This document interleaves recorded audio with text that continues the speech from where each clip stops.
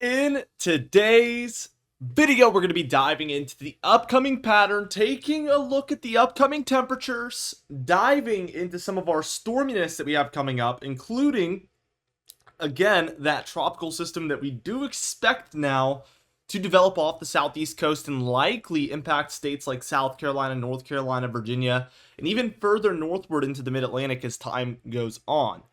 Obviously, we are early in the season. This is not expected to be a major tropical cyclone or anything, so likely a big rainmaker. Moderate amounts of wind, light to moderate amounts of wind. It could get pretty gusty, but obviously nothing super intense. And some, increased waves. A little tiny bit of storm surge, maybe. So some coastal impacts like that, but minor ones. But still interesting nevertheless, and definitely going to be impactful for the upcoming weekend. We really expect that Sunday into Monday for most areas. So let's dive into things, taking a look at the next, or past 3 days, better yet. We can see that we have been nearly normal for most of the east, a little warmer than normal for the mid-Atlantic coast up into New England. We're talking maybe 3 degrees above normal over the past 3 days. So that is a pretty substantial bump above normal. Likely most days in there. Again, just slightly above the average temperature, but for especially some of the further south areas, the average temperature is pretty much at its peak and is very hot. So being a little bit above average could be 90 for some of these folks. Looking towards the northwest and north central states, this is where like the heart of our heat has been located. We see some of the Pacific Northwest, northern plains there, all dealing with a little bit more severe heat. And then we do see cooler conditions have actually prevailed across a lot of your southern states. As we take a look at the upcoming temperature pattern, we can see things are pretty neutral in the east. We're starting out a little cooler, getting warmer here. Meanwhile, the west is a mess as well. We really don't come to any sort of clear pattern until, let's see, around the 10th and beyond, where we do move into a positive PNA out west. And what we look at for that is a large warm air mass along western North America.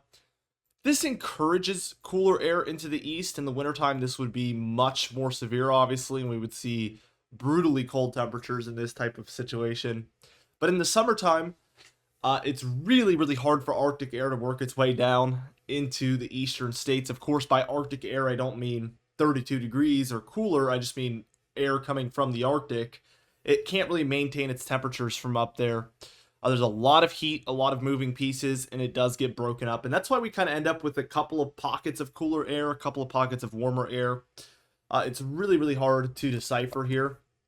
And that's kind of how the summertime tends to be.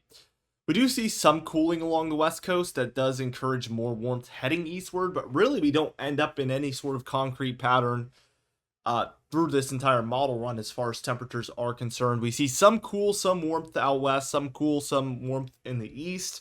Probably the hottest over the north central states, but yeah, no clear pattern. And summertime can tend to be this way. Again, there's a lot of moving pieces. Everything gets a little bit more macro as far as the moving pieces as well. We have much smaller pieces to the puzzle here.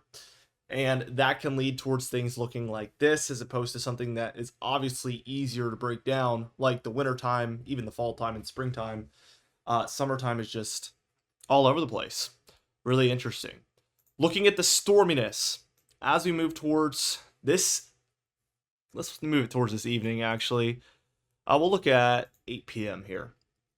So we've been doing this every day. This is your final 4th of July update. Happy 4th of July, by the way, everybody. I had to wake up early to make this video, so you might notice I'm a little tired. But happy 4th of July. We have plans and festivities today, and I hope you guys all have awesome stuff going on as well. Let's take a look. I mean, as we look at the northern Rockies, even some of Oregon and Washington here are going to be at risk of rainfall, but the northern Rockies there, and then across the plains, North Dakota, South Dakota, Nebraska, Kansas, Oklahoma, central Texas, northern Minnesota, Arkansas, Louisiana have a chance of rainfall there. And then, so these areas are your like primary, it could be raining during your fireworks tonight areas. The southeast here, primarily looking from the Florida northward through the Georgia coast, South Carolina coast, and North Carolina coast. Maybe some sprinkles around. I'm going to be in the Outer Banks of North Carolina, so I'll have to see how it goes there. Obviously, that's on the very northern extent of this rainfall. But we are watching this tropical area, and this is all kind of associated with it. So we're already starting to see that kind of take place here. Let's move forward. Let's just jump towards Saturday the 5th, and we see this pressure deepening. We see this ring here. That's indicative of lower pressure that is starting to kind of spark up in here. So we do get that forming. We do have a low pressure center there over Minnesota as well, where we get a little bit of a dynamic system out west as well. So to break it down, I mean, we can clearly see a warm front, cool front trying to take place on this storm. Typically, again, there's a little less structure and organization to pretty much everything going on in the summertime, but this one actually does look fairly classic, decent here. So we're going to be watching for thunderstorm activity pretty much along this storm. That's how it goes this time of year. Pretty much any bit of rainfall is a threat of thunderstorms. Sunday the 6th, we see again South Carolina, North Carolina, Virginia, maybe even the Delmarva and Maryland seeing impacts from this potential tropical system. At the very least, it will be an area of tropical concern hitting, which would be an intense area of rainfall regardless. But if we see any development that could increase the rainfall, could increase the winds, keep that in mind. Continue to see storminess across the central states into the Midwest and Great Lakes there. And really this trend just continues. We continue to see a very active east through the entire model run here. It's really hard to break down where it slows down because it really doesn't through the 19th. So I'm very curious to see what the total precipitation looks like. And of course, there's some drier pockets like the Great Lakes here and areas of coastal Texas and western Louisiana. But for the most part, a lot of areas here east of the plains, from the plains and eastward, I should say, are fairly active here. Looking at the anomalies, it's pretty clear to see that the majority of the east is in the above average category, with the exception of the Gulf Coast here. And then areas around the Great Lakes here as well are a bit drier. It's very similar to yesterday, but where we get this tropical impact, it's obviously going to be above average. And then we get a lot of storms stacked along the plains and parts of the Midwest, and that's why we have that over there as well. Looking at the Storm Prediction Center outlooks, we do have a general thunderstorm risk there for the lighter green areas. We have a level 1 marginal risk there in the darker greens. This is all for today, by the way. And then in the yellow there, a level 2 slight risk. All relatively lower end risks. Of course, dangerous weather happens at every risk level, so please heed every watch warning and advisory and just pay attention. This is still dangerous stuff, and we do expect dangerous weather to occur in here.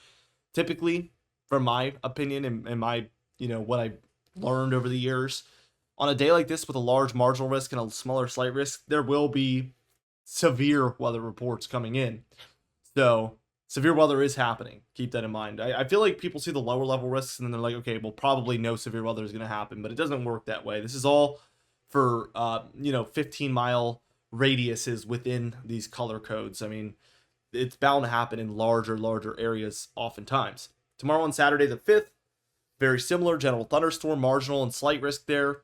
Day 3, we have large general thunderstorm risk area with little dry slots for some reason, and then a marginal risk there for parts of the plains, very tucked up against the Rockies. This tends to be a bad severe weather area, actually, East Colorado, East Wyoming, stuff like that, believe it or not. Here's your 7-day graphical tropical weather outlook, and we stand, again, this is the morning, so I wanted to wait till this afternoon, but I'm going to be doing stuff all day, as most of you probably are as well. But we're probably going to get a big update at some point today with this one.